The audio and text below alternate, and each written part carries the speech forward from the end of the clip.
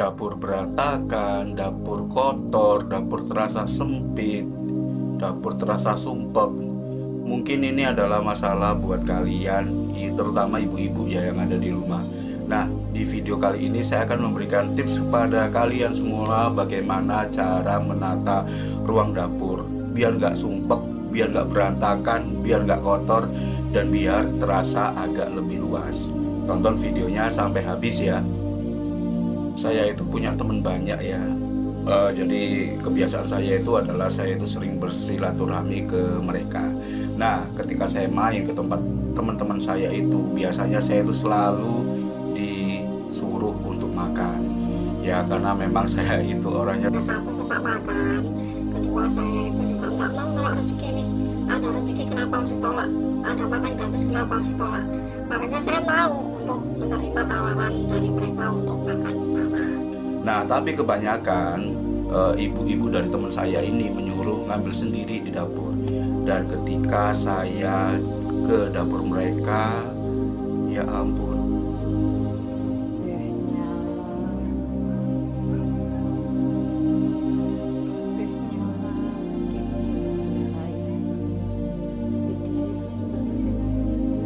rata dapur teman-teman saya itu berantakan, udah kayak kapal pecah.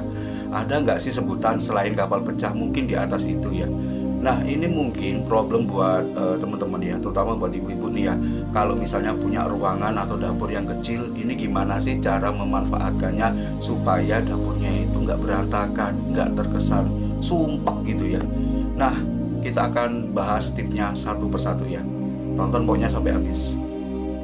Yang pertama yang harus kalian lakukan adalah buatlah tata letak yang efisien dan juga ergonomis ya. Jika kalian mempunyai dapur yang sempit, maka kalian harus bisa menata ruang dapur kalian itu menjadi lebih ergonomis dan juga efisien. Dan gunakan perabotan dapur ya seukurannya jangan besar-besar, ukurannya usahakan seminimal mungkin gitu ya. Maksudnya ya sesuaikan dengan ukuran dapur kalian. Kalau misalnya dapur kalian sempit ya jangan menggunakan kulkas yang besar atau kompor yang besar, itu benar-benar makan space ya. Jadi gunakan peralatan dapur yang ukurannya minimalis sesuai dengan kebutuhan dapur kalian. Jadi kayak kompor, oven ataupun kulkas itu ya gunakan dengan ukuran yang built-in kalau bisa ya. Cari peralatan dapur yang built-in gitu ya. Kemudian kalian juga harus menata ruangan-ruangan itu secara efisien. Maksudnya adalah ruang masak di sini, kemudian ruang motong di sini, ruang cuci di sini, untuk cuci buah dan sayuran. Kalian harus menempatkan itu secara berurutan sehingga ini akan menghemat tempat kalian. Jadi kalau misalnya ditata secara rapi, itu juga akan membuat kalian nggak lari-lari. Misalnya kalau misalnya tempat masak di sini, kemudian tempat nyucinya di sana agak jauh, nah itu kalian akan berlari-lari nanti kalau misalnya mau melakukan pekerjaan tersebut. Jadi kalian harus menggunakan ruang kalian seefisien mungkin dan juga seergonomis mungkin. Kemudian manfaatkan dinding dapur kalian. Nah, dinding dapur ini bisa kalian gunakan untuk tempat menyimpan piring ataupun gelas dan lain-lain ya. Kalian bisa menempatkan rak gantung dan kalian tempatkan di dinding dapur kalian. Nah, penggunaan rak gantung ini memang sangat efisien sekali ya.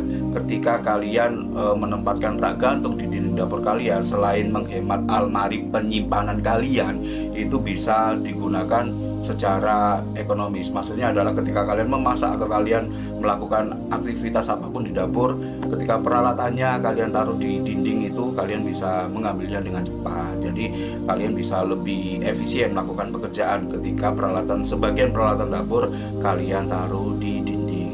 Tapi ingat ya, kalau misalnya menaruh peralatan dapur apapun itu kalian susun dengan rapi. Jangan kalian susun dengan acak mentang-mentang untuk menghemat tempat, kalian taruh semuanya di rak dapur, itu salah ya. Jadi gunakan dinding dapur kalian, tempatkan barang-barang yang sekiranya juga tidak terlalu besar di dinding dapur kalian. Lalu manfaatkan pintu lemari kalian. Coba saya tanya sama kalian sekarang, pernah nggak terpikir kalau misalnya pintu lemari itu bisa digunakan untuk barang-barang.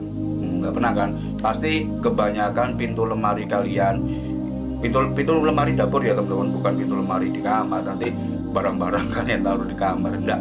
Pintu lemari dapur itu kebanyakan tidak digunakan untuk tempat penyimpanan. Padahal ini sangat efektif sekali untuk menghemat ruang penyimpanan.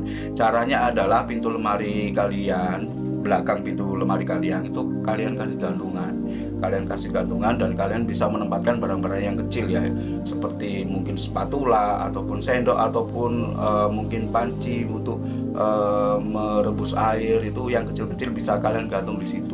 Itu lumayan bisa mengurangi ruang penyimpanan. Jangan yang barang-barang besar juga sih, kayak wajan yang ukuran besar jangan. Barang-barang yang kecil aja yang sekiranya bisa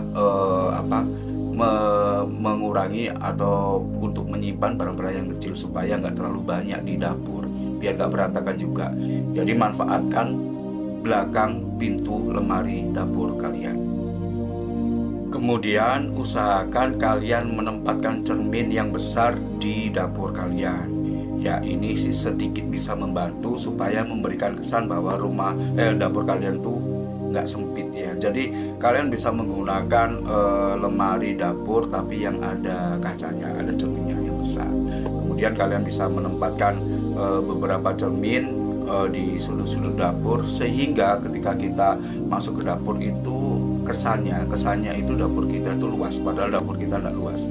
Gunakan cermin sesuai dengan kebutuhan ya, tapi jangan banyak-banyak juga. Maksudnya gunakan cermin sesuai dengan kebutuhan. Jadi kalau misalnya tidak memakan space seperti di lemari, bisa kalian beli lemari dapur yang ada cerminnya. Nah, ini bisa memberikan kesan sedikit luas di dapur sempit kalian.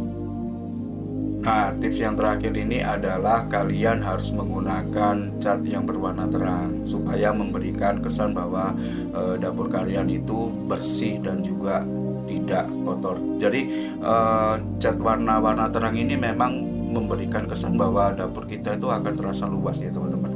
Jangan gunakan cat-cat yang berwarna gelap. Kalau kalian menggunakan cat-cat yang berwarna gelap, maka dapur kalian akan terkesan suram dan juga sumpek. Ya, ini dapur ya, bukan tempat untuk uji nyali.